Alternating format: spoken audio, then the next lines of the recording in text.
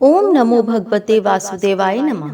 आज इस वीडियो में हम आपके लिए लेकर आए हैं बृहस्पतिवार की व्रत कथा। अगर आप बृहस्पतिवार का व्रत करते हैं तो कथा अवश्य पढ़ें या सुनें। इससे व्रत का पूर्ण फल प्राप्त होता है। और कथा के अंत में हमने केले की आरती की है। जो बृहस्पतिवार का व्रत करते हैं उनको केले की आरती अवश्य करनी चाहिए। अगर आप पूजा करने मंदिर में नहीं जा पाते हैं तो घर पर ही केले की आरती अवश्य करें। तो आइए देर न करते हुए कथा प्रारंभ करते हैं। बोलिए गुरु भगवान की जय, विष्णु भगवान की जय, बृहस्पति भगवान की जय। प्राचीन समय की बात है। भारत में एक राजा राज्य करता था। वह बड़ा प्रतापी तथा दानी था। वह नित्य प्रति मंदिर में भगवान के दर्शन करने जाता था। वह ब्राह्मण और गुरु की सेवा भी किया करता था। उसके द्वार से कोई भी याचक निराश होकर खाली हाथ नहीं लौटता था। वह प्रत्येक गुरुवार को व्रत करता एवं पूजन करता था। हर दिन गरीबों की सहायता करता था। परंतु ये सब बातें उसकी रानी को अच्छी नहीं लगती थीं। वह ना व्रत करती थी, वह राजा को भी ऐसा करने को मना किया करती थी। एक समय की बात है कि राजा शिकार खेलने वन को चले गए। घर पर रानी और दासी थीं। उस समय गुरु बृहस्पति साधु का रूप धारण कर राजा के दरवाजे पर भिक्षा मांगने आए। साधु ने रानी से भिक्षा मांगी तो वे कहने लगी, हे साधु महाराज, मैं तो इस दान पुण्य से तंग आ गई हूँ। इस काम के लिए तो मेरे पतिदेव ही बहुत हैं। अब आप ऐसी कृपा करें कि सारा धन नष्ट हो जाए तथा मैं आराम से रह सकूं। साधु रूपी बृहस्पति देव ने कहा, हे देवी, तुम बड़ी विचित्र हो। संतान और धन से कोई भी दुखी नहीं होता है, इसको सभी चाहते हैं। पापी भी पुत्र और धन की इच्छा करता है। अगर तुम्हारे पास धन अधिक है तो भूखे मनुष्यों को भोजन कराओ, प्याऊ लगवाओ, ब्राह्मणों को दान दो, धर्मशालाएं बनवाओ, कुआं, तालाब, बावड़ी, बाग बगीचे आदि का निर्माण कराओ तथा निर्धनों की कुमारी कन्याओं का विवाह कराओ। साथ ही यज्ञ आदि करो। इस प्रकार के कर्मों से आपके कुल का एवं आपका नाम लोक परलोक में भी सार्थक होगा एवं तुम्हें भी स्वर्ग की प्राप्ति होगी। परंतु रानी साधु की इन बातों से खुश नहीं हुई। उसने कहा, हे साधु महाराज, मुझे ऐसे धन की आवश्यकता नहीं जिसको मैं अन्य लोगों को दान देती फिरूं तथा जिसको रखने और संभालने में ही मेरा सारा समय नष्ट हो जाए। साधु ने कहा, हे देवी, यदि तुम्हारी ऐसी ही इच्छा है तो जैसा मैं तुम्हें बताता हूँ तुम वैसा ही करना। बृहस्पतिवार के दिन घर आंगन को गोबर से लीपना, अपने केशों को पीली मिट्टी से धोना, केशों को धोते समय स्नान करना, राजा से कहना वह हजामत करवाए, भोजन में मांस मदिरा खाना, कपड़े धोबी के यहाँ धुलने देना। इस तरह 7 बृहस्पतिवार करने से तुम्हारा सब धन नष्ट हो जाएगा। ये कहकर साधु महाराज रूपी बृहस्पति देव अंतर ध्यान हो गए। रानी ने साधु के कहने के अनुसार 7 बृहस्पतिवार तक वैसा ही करने का विचार किया।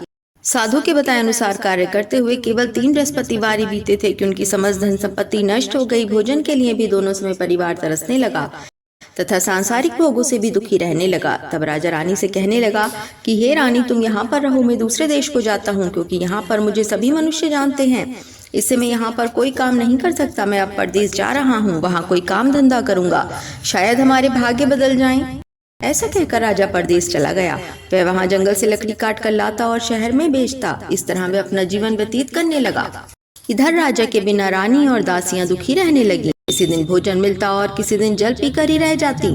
एक समय रानी और दासियों को 7 दिन बिना भोजन के व्यतीत करने पड़े तो रानी ने अपनी दासी से कहा, हे दासी, यहाँ पास ही के नगर में मेरी बहन रहती है, वह बड़ी धनवान है। तू उसके पास जा और वहां से 5 से बेजर मांग कर ले आ, जिससे कुछ समय के लिए गुजारा हो जाएगा।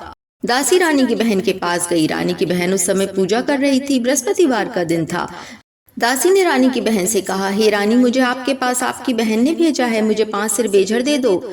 दासी ने ये बात अनेक बार कही, परंतु रानी की बहन ने कोई उत्तर नहीं दिया, क्योंकि वह उस समय बृहस्पतिवार की कथा सुन रही थी। जब दासी को रानी की बहन से कोई उत्तर नहीं मिला तो वह बहुत दुखी हुई। उसे क्रोध भी आया। वह लौटकर रानी से बोली, हे रानी, आपकी बहन बहुत ही घमंडी है, वह छोटे लोगों से बात भी नहीं करती। मैंने उससे कहा तो उसने कोई उत्तर नहीं दिया। मैं वापस चली आई। रानी बोली, हे दासी, इसमें उसका कोई दोष नहीं है। जब बुरे दिन आते हैं तब कोई सहारा नहीं देता।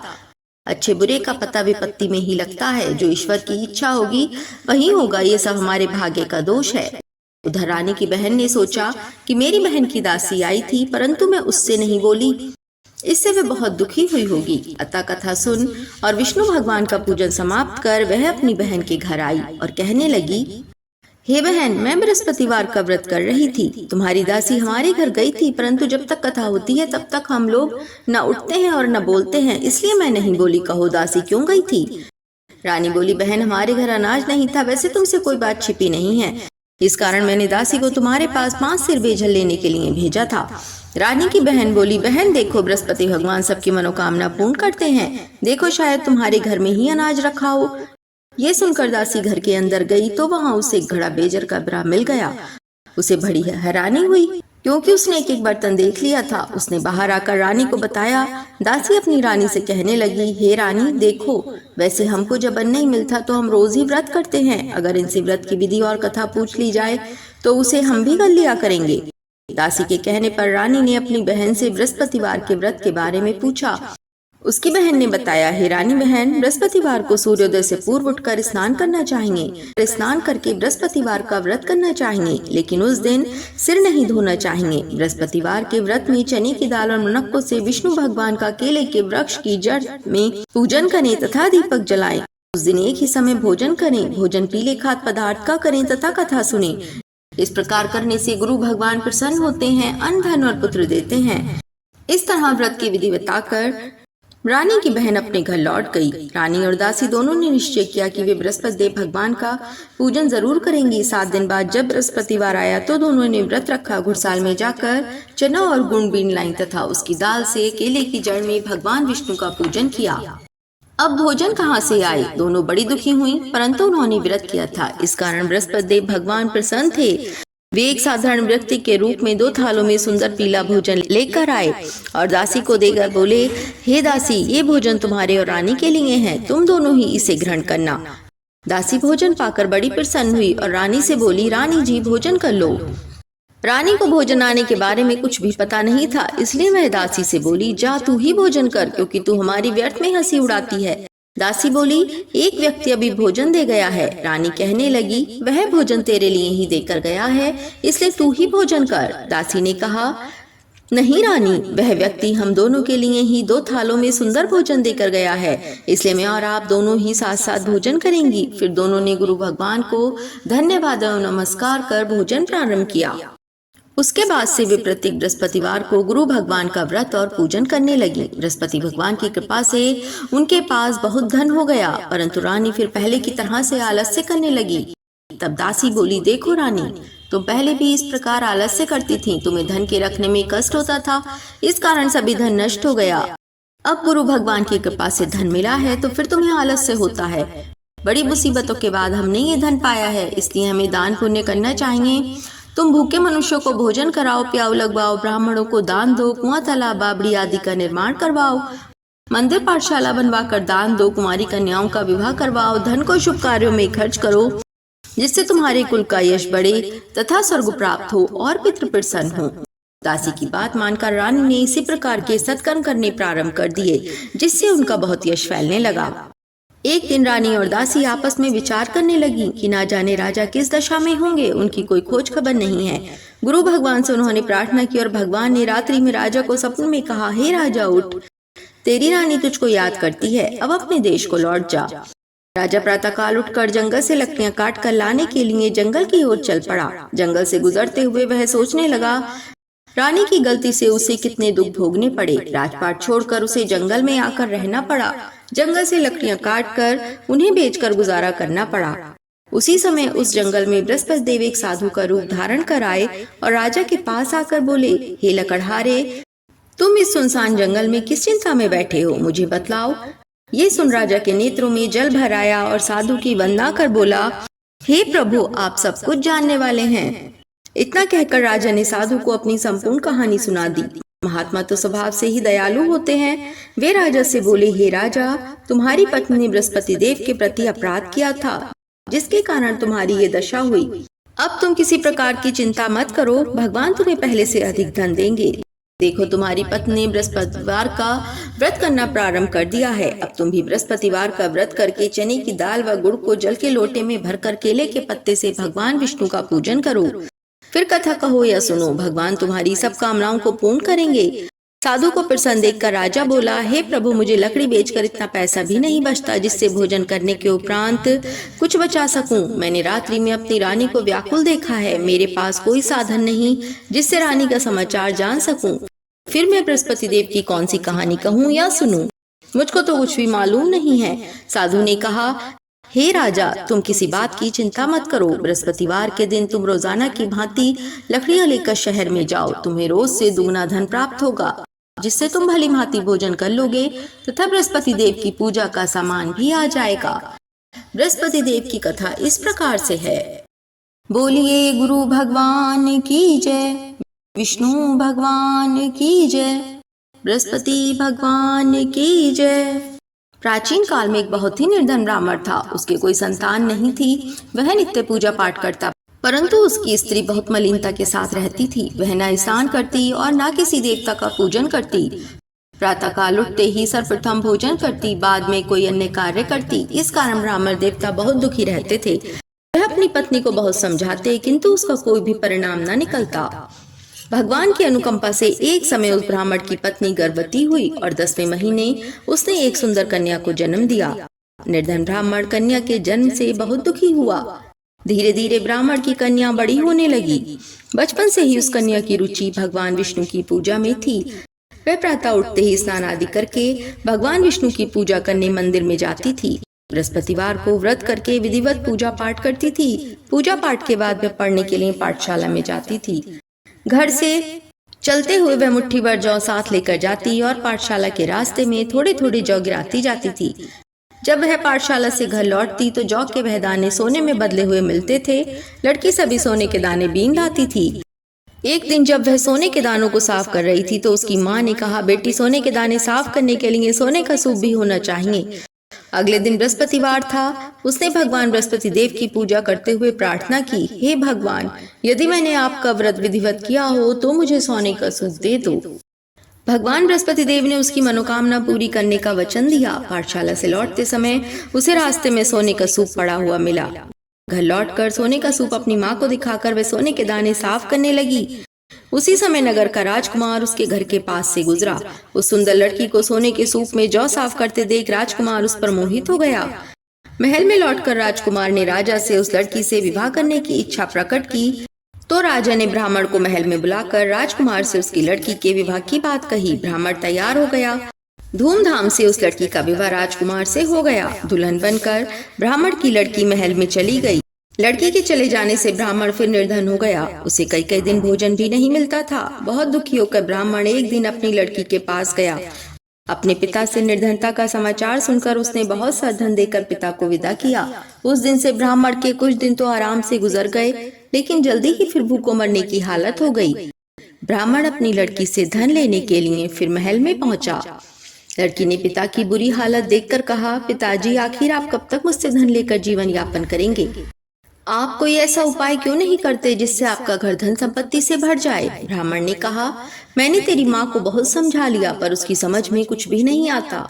उसका फूहड़पन नष्ट हो तो घर की निर्धनता भी दूर हो जाए। तब कुछ सोचकर लड़की ने पिता से कहा, पिताजी, आप कुछ दिनों के लिए माँ को मेरे पास छोड़ जाओ। तब कुछ सोचकर ब्राह्मण पत्नी को लड़की के पास महल में छोड़ आया।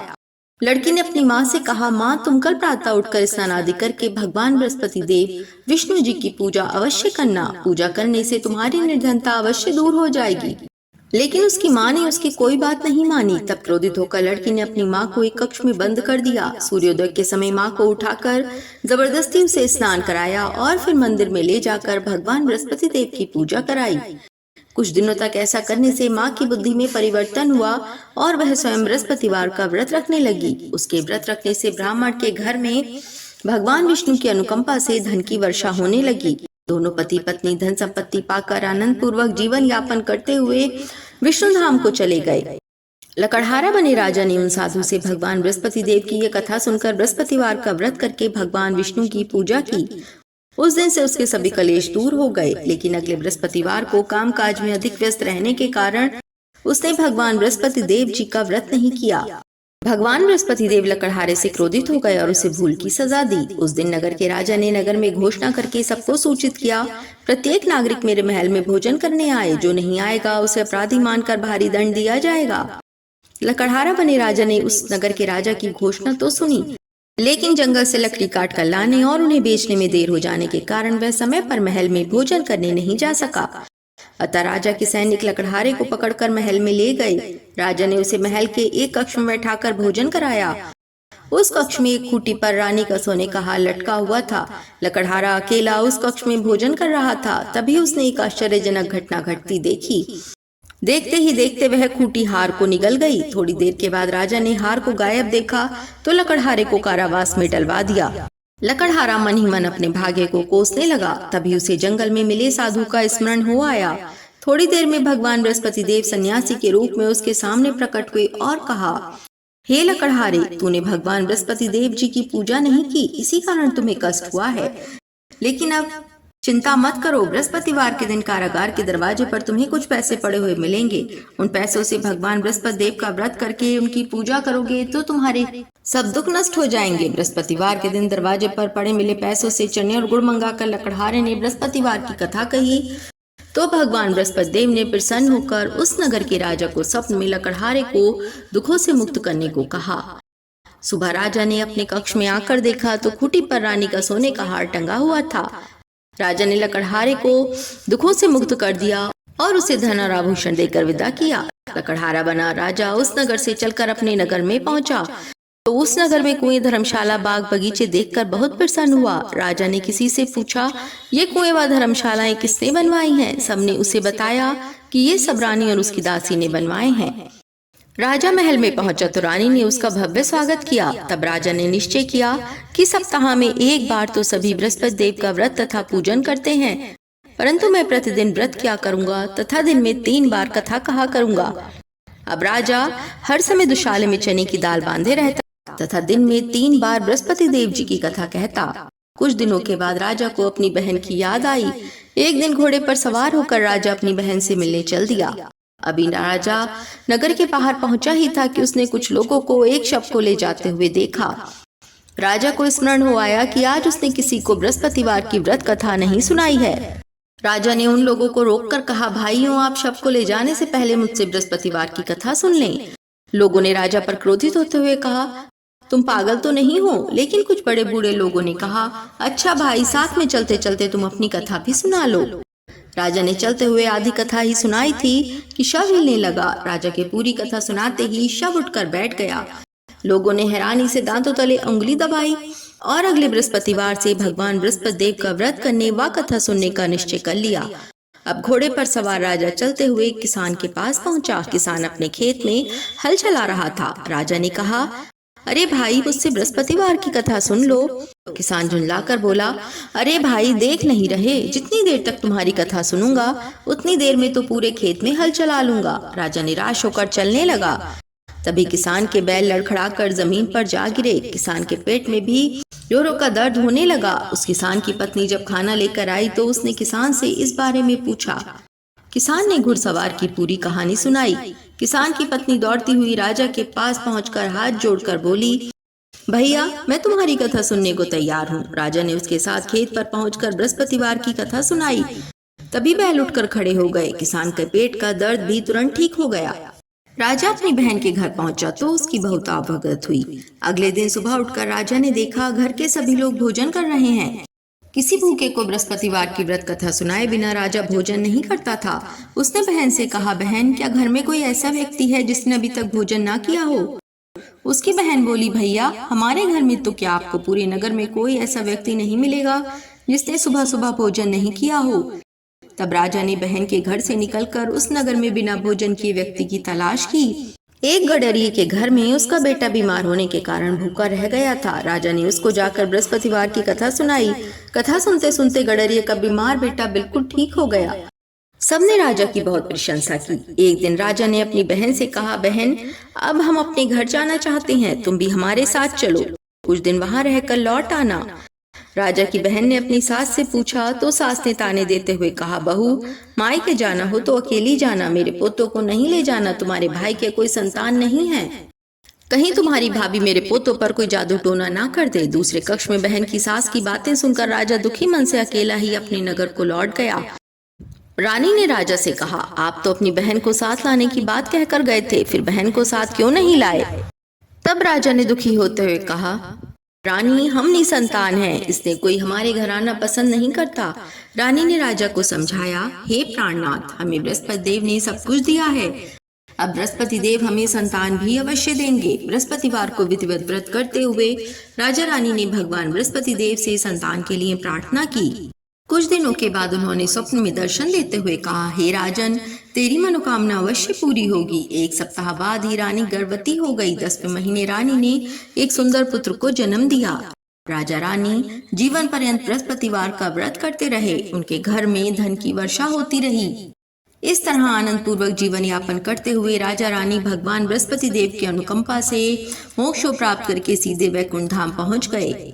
बृहस्पतिवार को विधिवत व्रत करके जो स्त्री पुरुष भगवान विष्णु की पूजा करते हैं, भगवान उनकी सभी मनोकामनाएं पूरी करते हैं। इति श्री बृहस्पतिवार व्रत कथा। बोलिए गुरु भगवान की जय, विष्णु भगवान की जय, बृहस्पति भगवान की जय।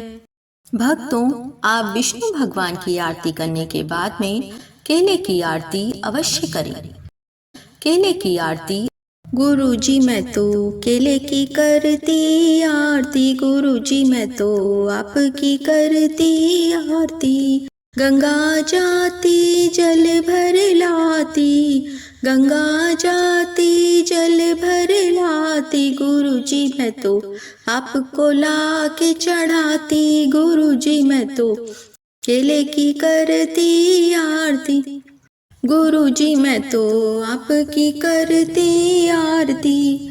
बगियन जाती फूल चुन लाती, बगियन जाती फूल चुन लाती, गुरुजी मैं तो आपको ला के चढ़ाती, गुरुजी मैं तो केले की करती आरती, गुरुजी मैं तो आपकी करती आरती। घिस घिस चंदन कटोरी मिलाती, घिस घिस चंदन कटोरी मिलाती, गुरुजी मैं तो आपको तिलक लगाती, गुरुजी मैं तो केले की करती आरती, गुरुजी मैं तो आपकी करती आरती।